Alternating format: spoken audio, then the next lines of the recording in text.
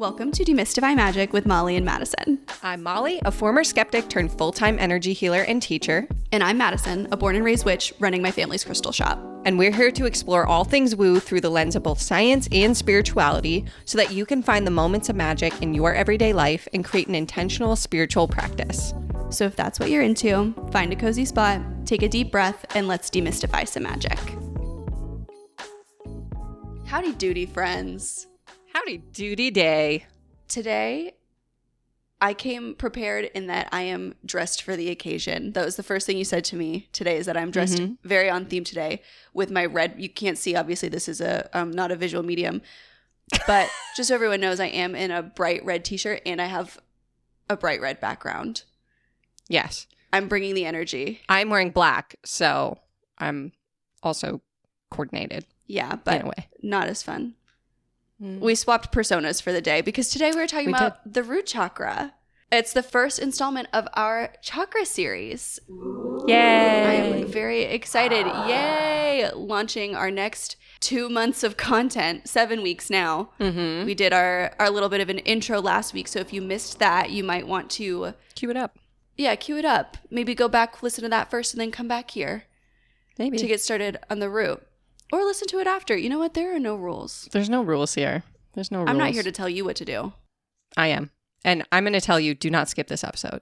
Here's my greatest pet peeve in the world of chakra healing.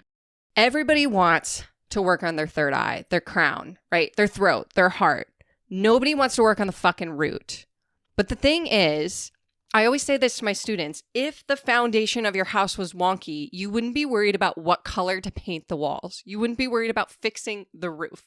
You have to start with the foundation, and the root really is that foundation. It's like literally the foundation of the house. It's the foundation of your energetic system. We're going to talk about the body and how it's the foundation of literally like all of your joints in your body. So if you have a wonky root, don't worry about what's above it. You got to start here first. And even if you don't have a wonky root, always tend to the root chakra. Yeah, it's such an interesting metaphor for how I see kind of all spiritual healing is that we are all, me included, like I'm not exempt from this. We are all ignoring the unsexy work to be done.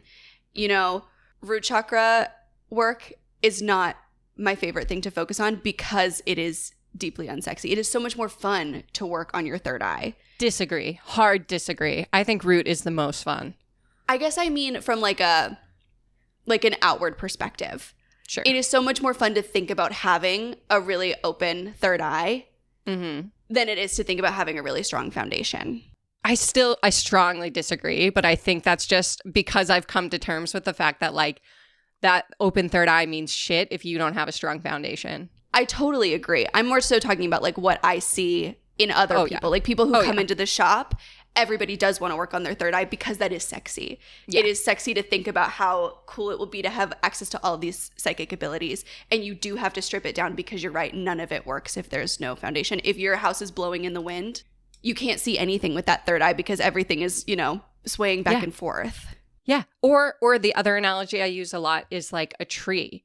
In order for a tree to grow big and branch and flower and grow and all of that reach the sky, it has to have really, really, really deep roots. If the root system is fucked, the tree's not going to grow. And you're the same way. And the root is your root system. Soapbox, done. We got it over with early today. Clip that sound clip of if the root is fucked. If the root system's fucked, you're fucked. There's nothing to be done. Get off the roof. Stop picking your shingles. When there's cracks in your foundation, everybody. We could also, you know what? This is also great advice for contractors. I know. Well, I also think about like, we'll get into this, but the foundation of the house, it's not just like the foundation, but it's also like the heating and cooling system, having running water. If you didn't have running water, you would not be worrying about what kind of shower curtain you're going to decorate your bathroom with.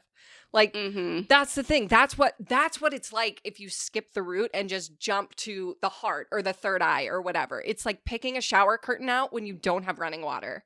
This soapbox is not going to end. Prepare for a 40-minute soapbox. I can't wait.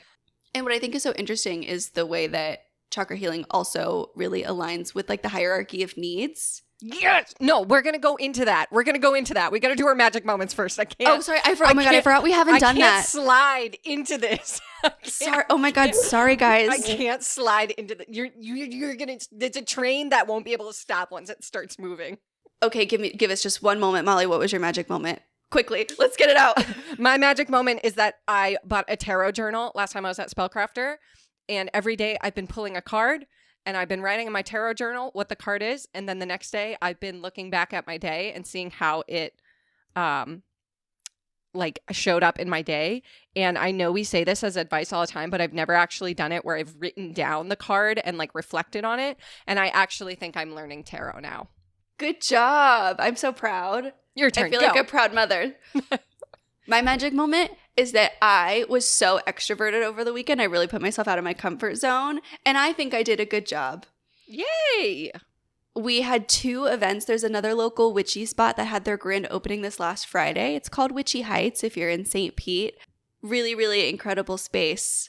I'm very, very excited to collaborate with Lorraine, the woman who owns it. And then on Sunday, it was St. Pete Pride. St. Pete actually has the biggest pride in like the Southeast. Cute. And they do a market on Sundays, and we had a little pop-up. And I had a lot of fun. It was so hot, and it did pour rain for like 90 minutes in the middle.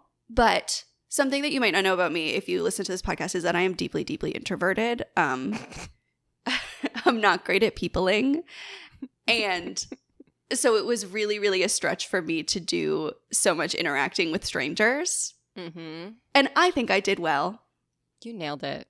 I nailed it. I love that you say that even though you weren't there and all you heard about was that it was hot. Like that was all I saw the updates. I peopled all day, and then at like 10 p.m. I finally texted you and was like, it was so hot. I finally feel like I can talk to another human being. I've given all my words for the day. This is all I've got is it was so hot and it rained halfway through. That was my favorite part. My other favorite part was the first thing you texted me that morning was, good morning, my protein shake curdled in my stomach at Pride. Yeah, I was out there for maybe 10 minutes and I was like, oh, milk was a bad choice.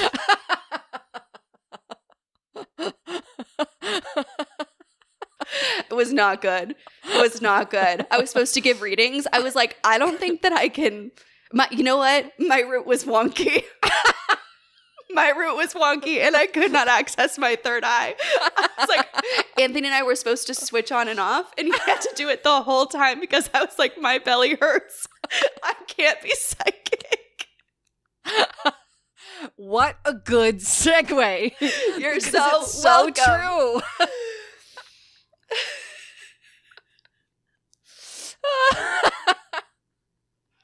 You want to talk about wonky? Try a Fairlife Core Power in 90-degree heat.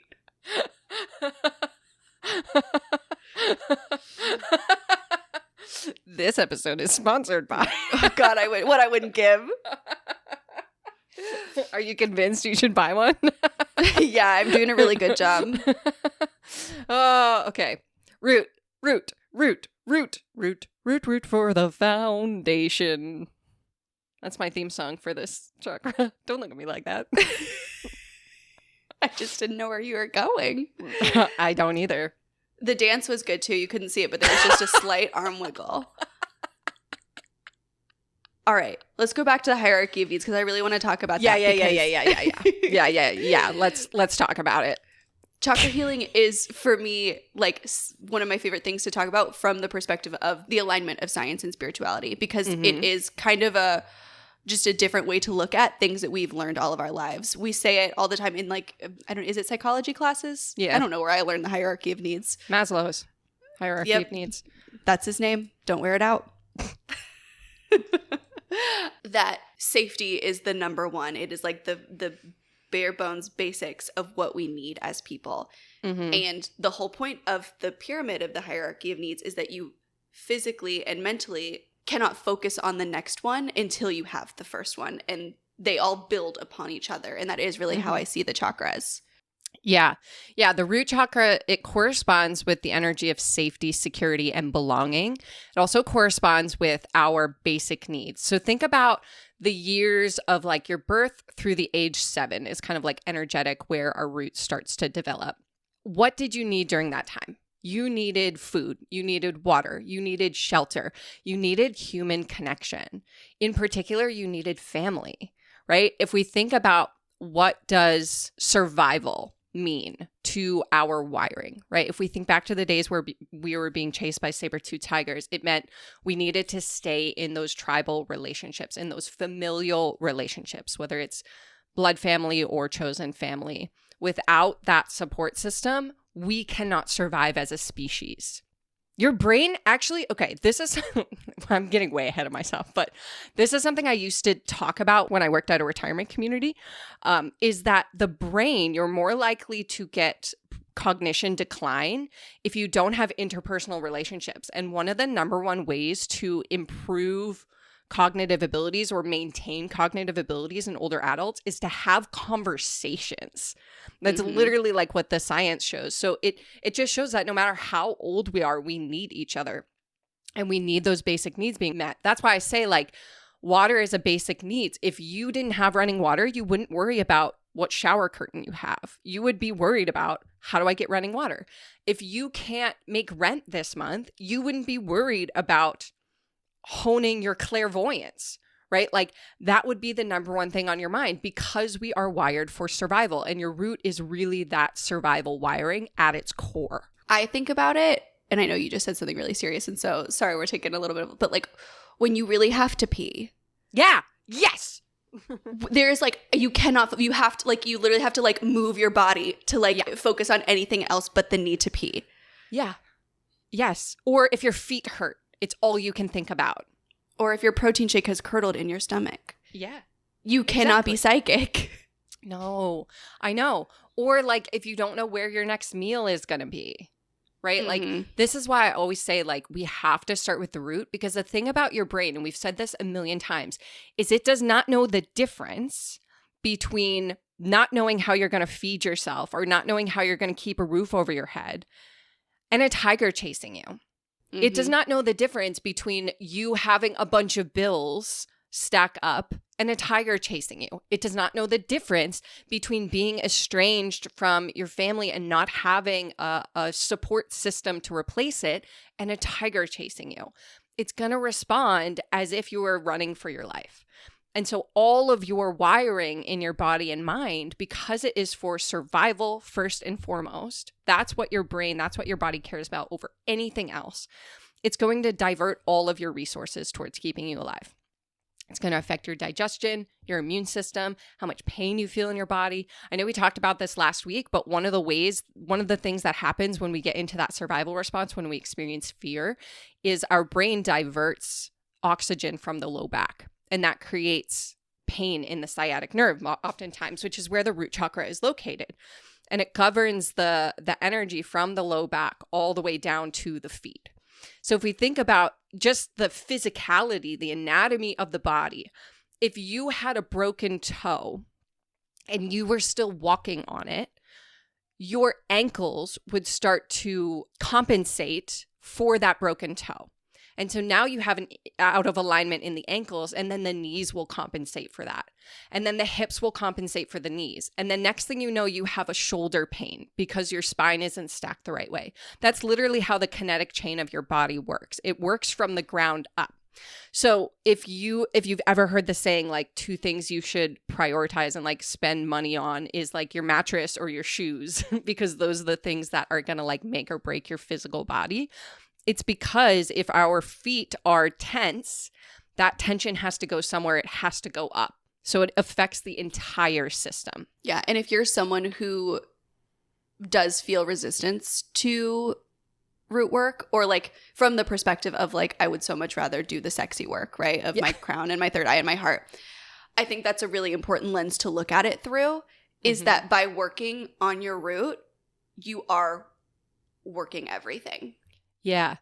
Yeah, I love the house analogy because I think it helps people lock that in. It's like when you straighten the foundation, then the walls become more square, then the windows work more better, then the roof is more in alignment or whatever. And it's the same thing with your energy centers, right? They stack on each other. So if the energy center of the root is out of alignment, everything above it is going to be wonky. It's going to be harder to do any of the balancing work above it until you get that foundation down. And one of the things I also like to kind of point out to people is this doesn't have to be like, oh, I've lost my job or I've, lost my home, I've lost my family, I'm out of money, I don't have food, whatever.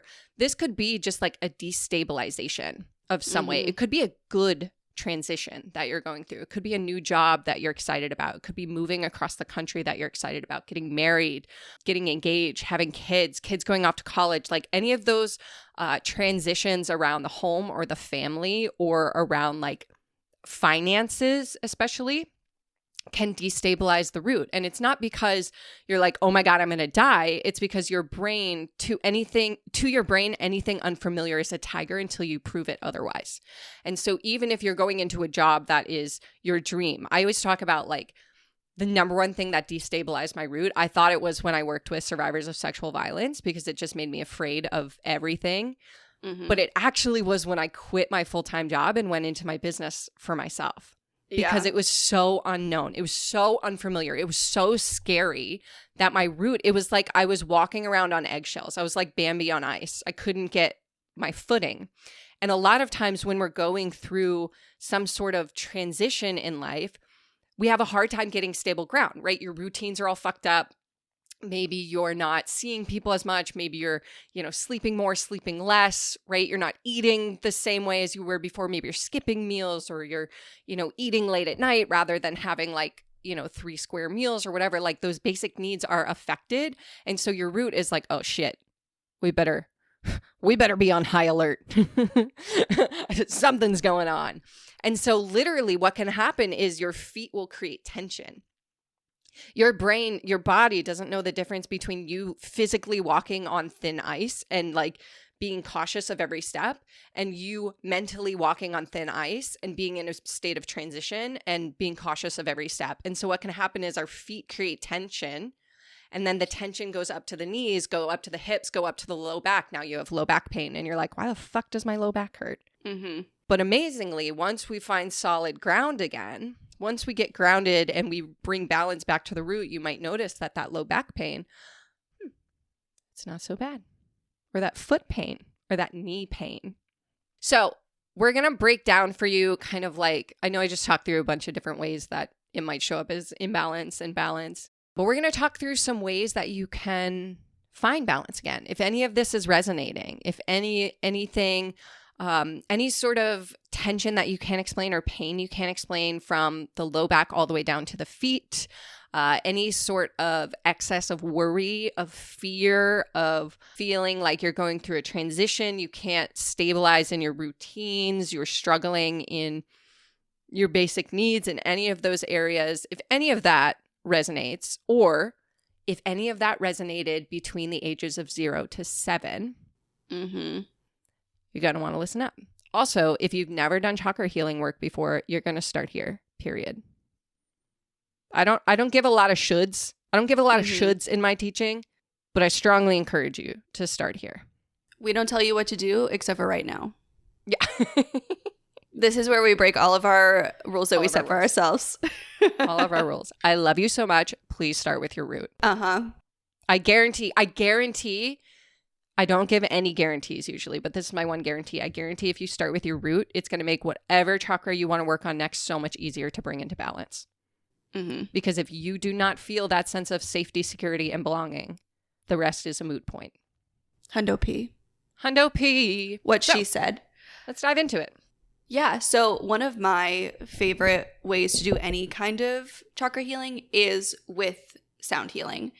And so each chakra actually has a frequency that aligns with it. I use an app that will link in the show notes, but it's 396 hertz is the sound that you're looking for. So I love sound healing because it really is like it is like the epitome of low effort to me because I can do anything else while I have it playing. You can go to Spotify or to YouTube and type in 396 hertz. There's like multiple hours of crystal singing bowls to like 2 to 3 minute little clips that play. And I use the app that I have on my phone and it just will play it on a loop. And I'll use it to fall asleep sometimes. I'll do it while I wash the dishes, while I do laundry. Yeah. I'll just let it play at like a low volume kind of whenever I am thinking about it. If there's any kind of like mindless task, I just love sound healing. I feel it really like viscerally in my body. I've also heard something, I don't know if you've heard this before or if you know this to be true, but I've heard that if you have a negative reaction to one of those frequencies, that can also be a symbol that it's something that you need to work on. Interesting. I've never had it happen to me very specifically, but we have the singing bowls in the store and we'll have people play them sometimes. And I've heard other people be like, what is that? And like, like a disgust. Yeah. And they're all very like neutral sounds in my opinion. And I've like talked to them and been like, oh, do you experience trouble in this area? And I've seen it kind of line up in that way. So that's something interesting to pay attention to, is how you respond to those sounds. I will say for the root, I will strongly encourage you not to do any sort of ritual that brings that kind of visceral discomfort. Yeah. Because the whole point of root healing is to find that sense of, say it with me, safety, security, and belonging. And so we don't want to activate the tiger even more. Some of the other chakras, it makes sense to kind of like shake things up and like bring in discomfort and like, you know, for growth. But for the root, we just want to almost like swaddle our energy center. And so if singing bowls don't work for you, just find a different one. Find one that feels soothing, feels comfortable.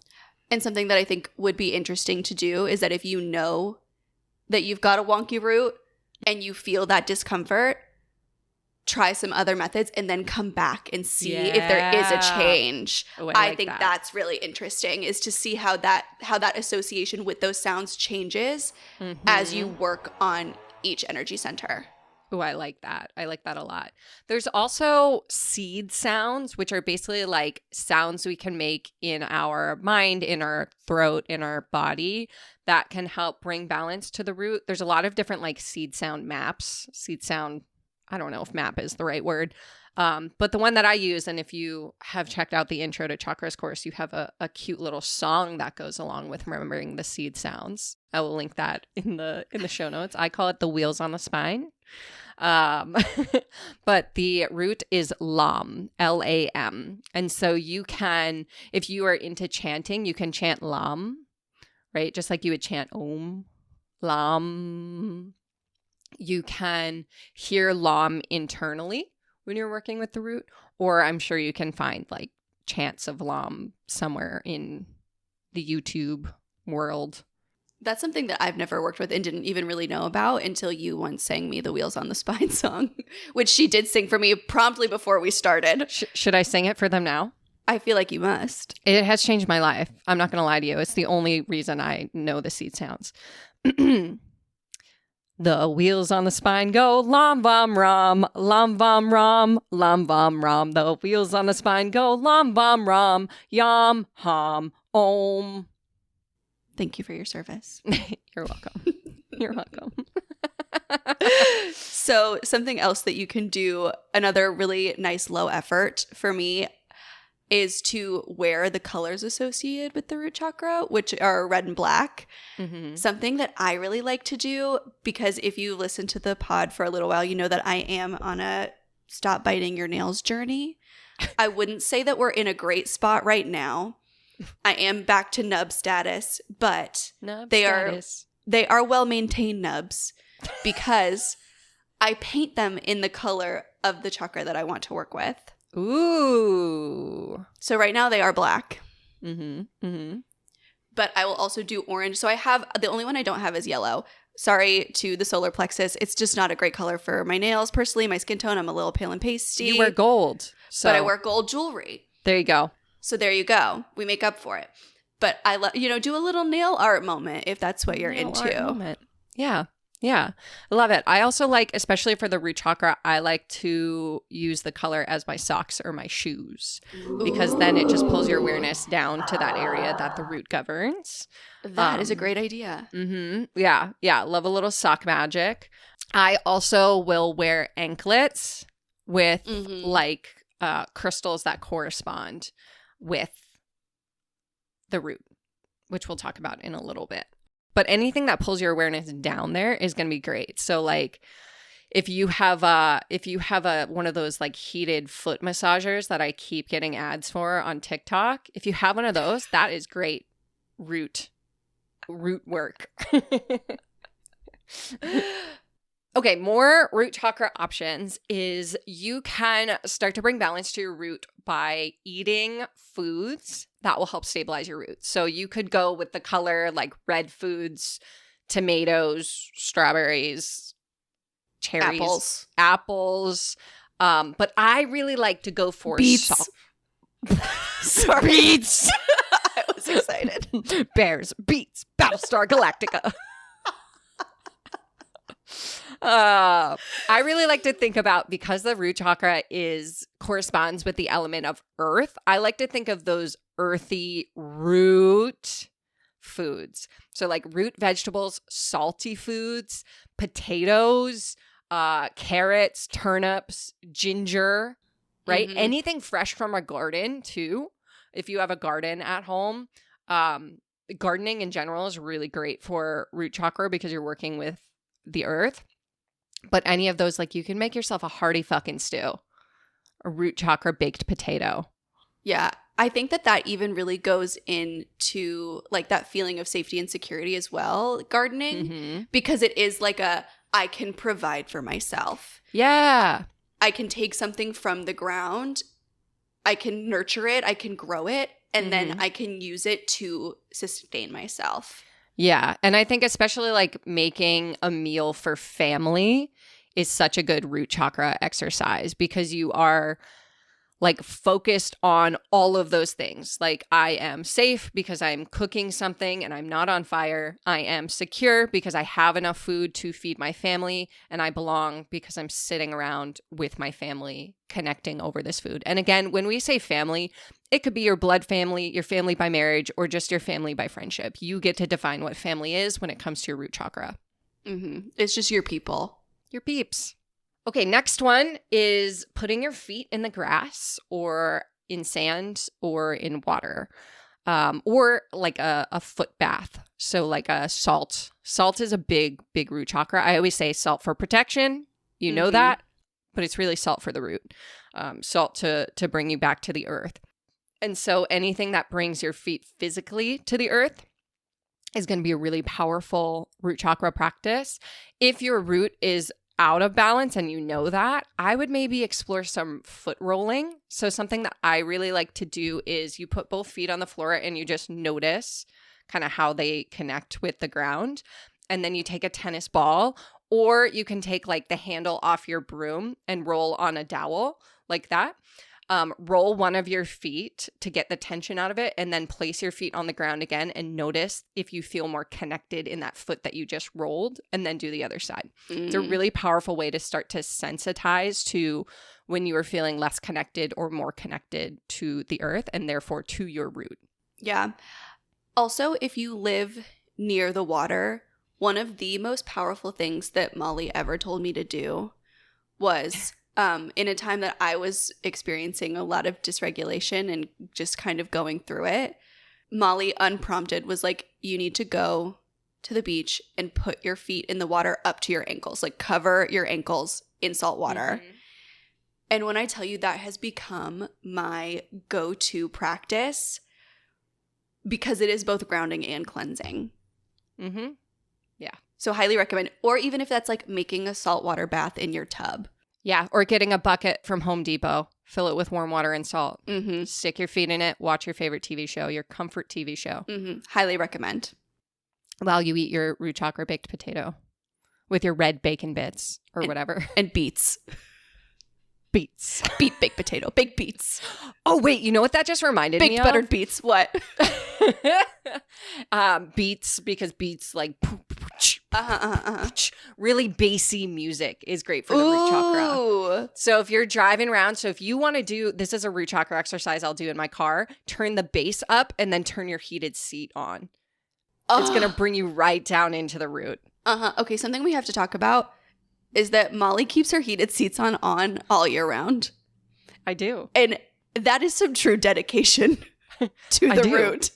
I'm a root girly through and through. I'm a root girly. I cannot imagine. I love it.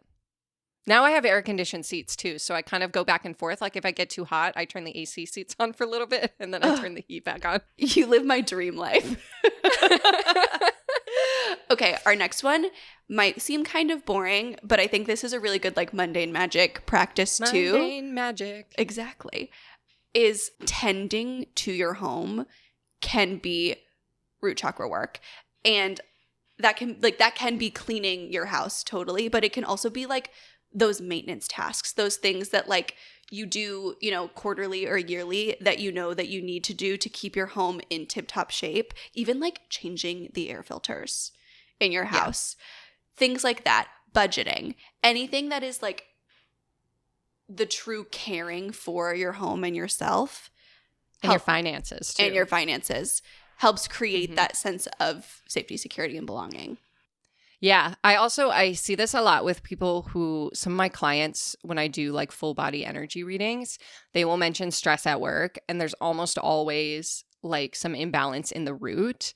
And I had a client very recently who was like just very unhappy in their job and had a lot of low back pain. And so I recommended to them, what if you just started applying for different jobs? Like give yourself a way out. You don't have to take them, but just let yourself see that there are options, that you're not trapped. Because when we're trapped, it's like we're a mouse in the corner being chased by that tiger. And she came back to me like a week later and she's like, so I applied to a couple jobs and the next morning I woke up, my low back pain was gone. I was like, great. Love that for you. Excellent.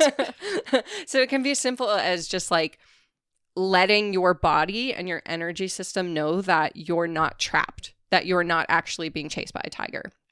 And so doing any of those financial care tasks, home tasks, body management tasks to like make that doctor's appointment. Like those things that you've been putting off that are going to make you feel better, or at least make you feel more secure. Paying your taxes. Like we all hate to do it, but with the threat of taxes and the threat of IRS looming over you, your root's going to be out of balance. So you might as well just do it and call it a chakra healing task. Yeah. In the same kind of vein, I know we touched on it with gardening, but like caring for the other things in your house with that same nurturing energy that you're giving yourself, like taking care of your plants, tending your garden. That is something that helps me. I say it all the time on this podcast that my plants are like the state of my plants are a direct correlation to the state of myself. Care for the other like the act of caring for something and showing that I am capable of nurturing and of keeping something alive and afloat.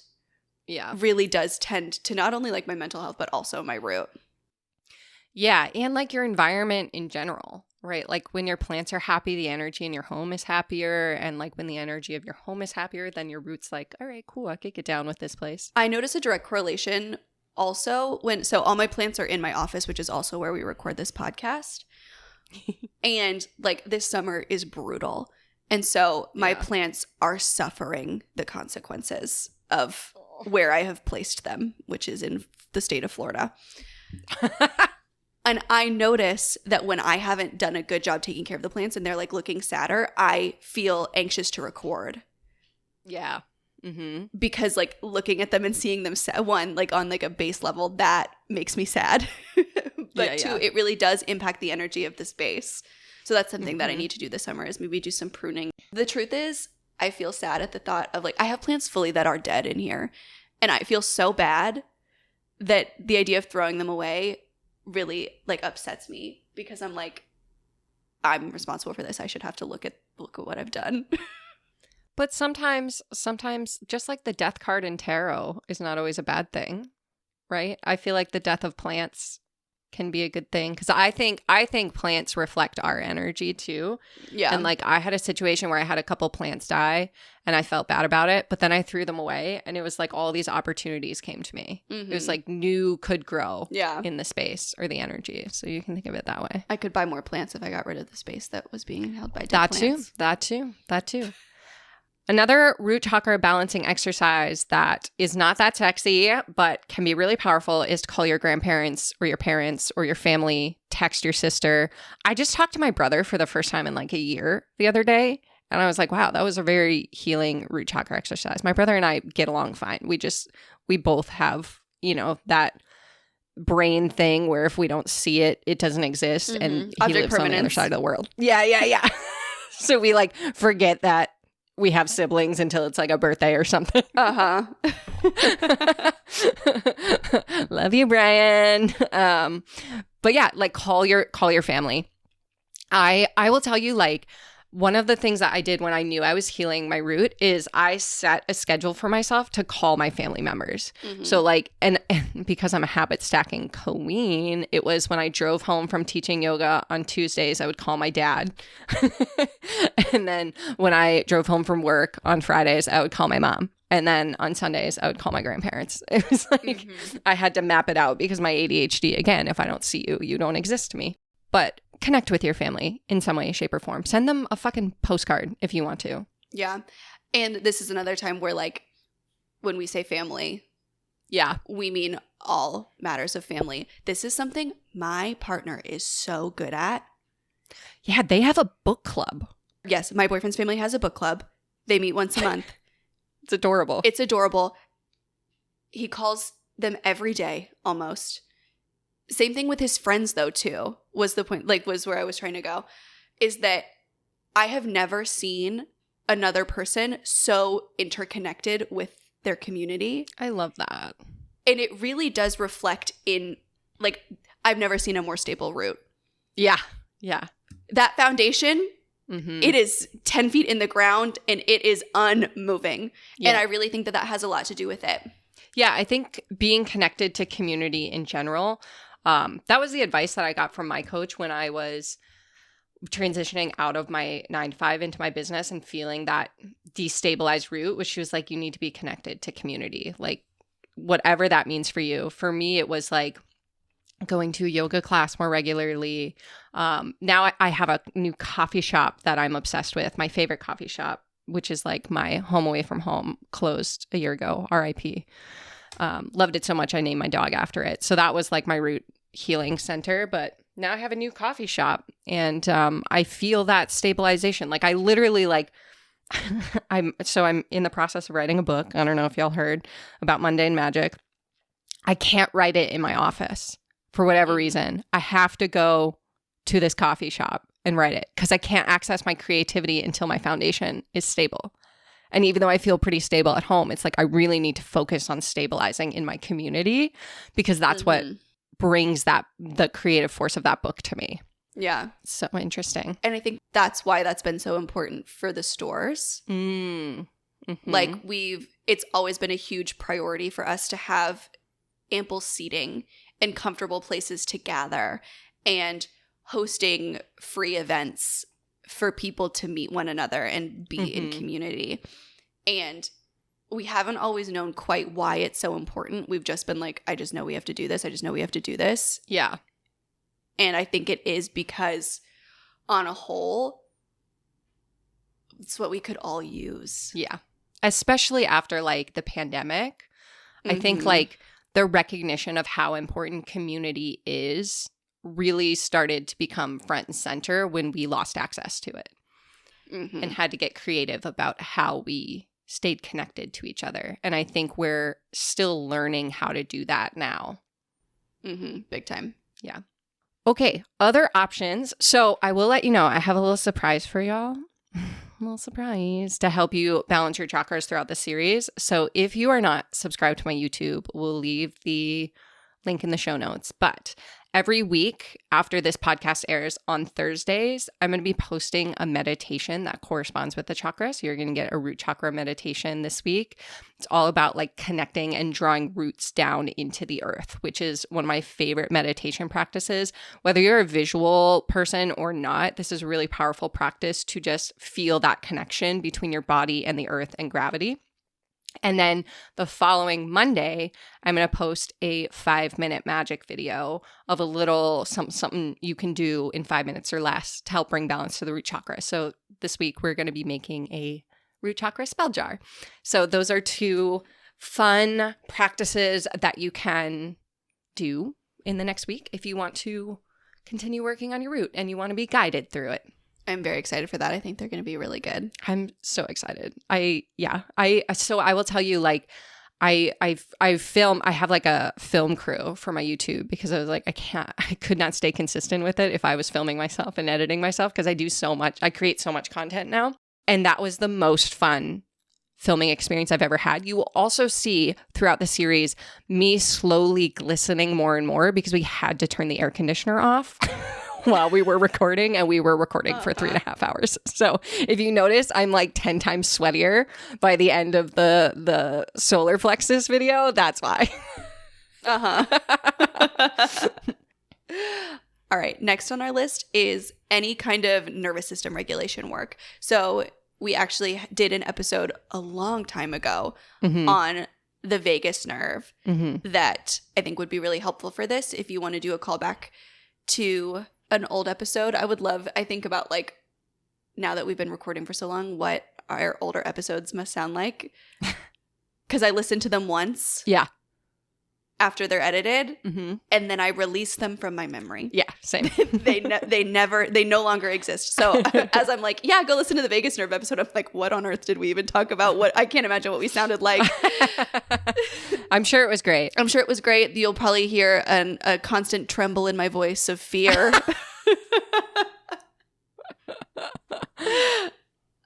But really, like, focusing on the nervous system. And again, the idea of tending to your nervous system is really great root work. Yeah, absolutely. Absolutely. And then finally, we have some crystal recommendations if you're someone who likes those. Some crystals for the root. I love obsidian. Obsidian is my favorite. I could scream this from the rooftops, but obsidian is great. It's not just great for protection and connecting with the root, but it's really great for healing the shadow part of the self, right? So a lot of times we talk about like inner child healing, right? And healing those shadow sides of ourselves that maybe we're not like in love with. And it's really about like becoming more familiar with the shadow side and loving all parts of yourself. And I see obsidian as a really powerful tool to do that with your feet firmly on the ground. So if I had to pick one, if I was stranded on a deserted island and I had to do root chakra work, obsidian would be my go-to.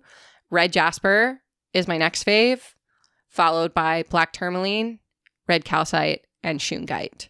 Those are my faves. Excellent recommendations. Thank you. Thank you. What do you think? Did we get to the root of it? But are you rooting for the rest of the series? Oh, God.